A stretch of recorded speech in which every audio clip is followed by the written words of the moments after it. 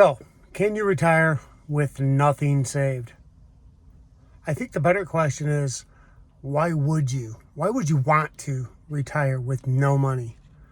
But there are situations where people can get here, and it's difficult to talk about because nobody wants to believe the reality is that many of us are low income and don't have the opportunity to save, or are not good with our money, and we don't save.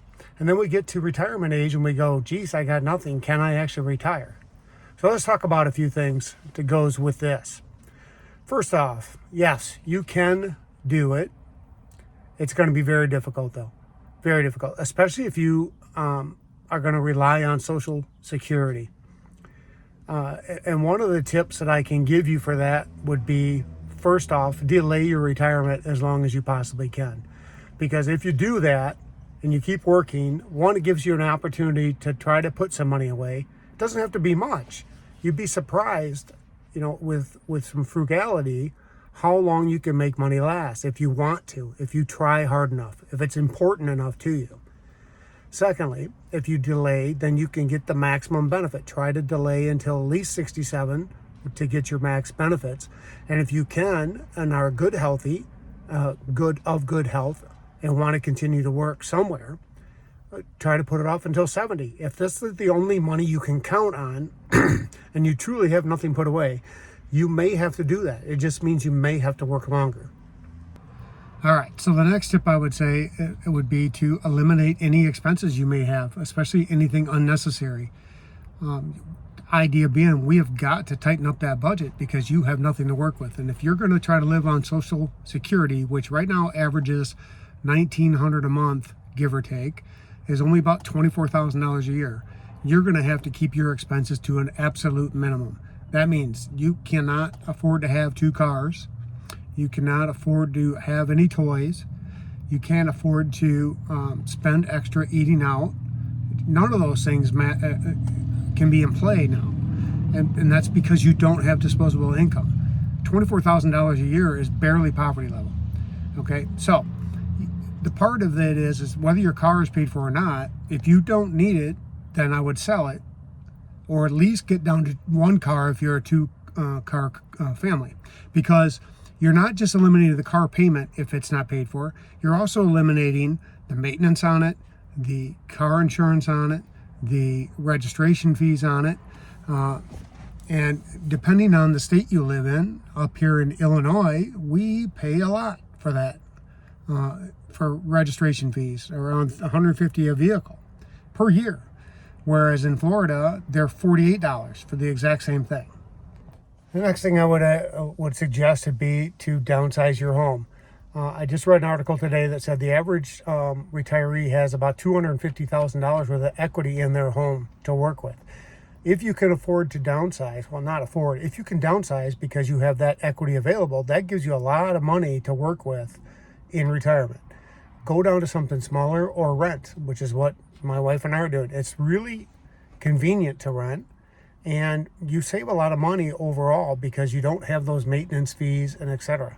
And if you're in a state that has a lower cost of living, it's going to make more sense for you to rent possibly than buying, unless you can buy in the 100, 120 and pay cash, and then avoid those extra fees that go with homeownership. Otherwise, right, with house payments, you don't want to have house payments if you can avoid it. Now realize if you pay rent, it's the same thing. Yes, it is. Aside from, I don't have any maintenance. I don't have to do anything except pay the rent and call the landlord if something breaks. And that's a beautiful feeling. I don't have to mow the grass. I don't have to shovel snow. I don't have to do any of that. So that's one of the things that's a benefit of renting. And then, of course, you don't have the repairs that go along with, and the emergencies, and the maintenance, and the taxes, and the property tax, all that stuff that goes along with owning a home. So I'm not saying you have to rent.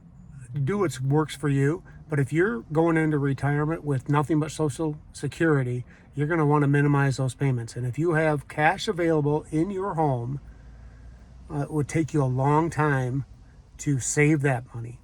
And it will take you a long time of paying rent to outlive that money. Okay, consider if you have $250,000 in equity, and you make $1,000 a month on, or $2,000 a month with Social Security. That $250,000 can supplement your lifestyle for a very long time. If you look at just adding $1,000 a month, living on $3,000 a month, which by the way is what my mom lives on, is $3,000 a month.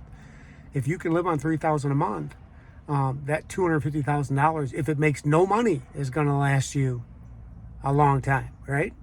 $12,000 a year, it's going to last you at least 20 years if you make zero on it. So it's something to consider. All right, next thing I would say is obviously consider working part-time if you only do that.